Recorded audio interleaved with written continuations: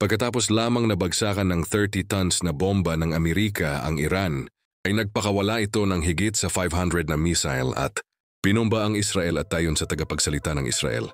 Ay napasabog umano nila ang karamihan nito, ngunit ang iba ay nakalusot at tumama sa gusali ng mga civilian. Dagdag pa niya ay marami ang nasaktan at nawasak na mga gusali. Samantala muling nagpawala ng misil ang Iran nitong June 23 lang at umabot umano ng 45 minutos. Ito na ang pinakamatagal na sunod. Sunod na pagpakawala ng misil ng Iran ayon sa tagapagsalita ng Israel.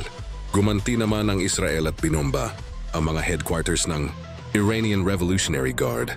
Ayon sa tagapagsalita ng IDF, ang lahat ng identified na headquarters ng IRGC ay kanilang tinarget kasama na ang kanilang mga missile launcher at imbakan ng mga armas.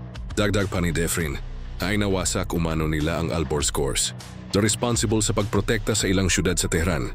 Dagdag pa niya ay napakahalaga sa Tehran ang naturang headquarters, samantala 10 mga sundalo umano, Iranian Revolutionary Guard, ang namatay sa Wayadzi province noong June 22. Ayon pa sa Israel Defense Minister ay kasalukuyan nilang tinargetan ang walang humpay ang Central Iran, pati na Evin prison kung maraming nakakakulong na political prisoners na kalaban ni Khamenei.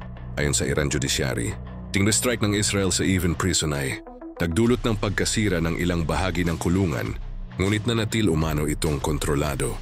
Samantala nag-ulat ang Iranian media na umano'y tinarget din ng Israel o ang Shahid Beheshti University sa Tehran. Ayon naman sa Israel ay muli nilang tinarget ang Fordo para mawasak ang mga daanan papunta sa Uranium Enrichment Facility. Inulat din ng Israel na napabagsak ng IRGC ang ilan nilang drone sa Khorramabad area.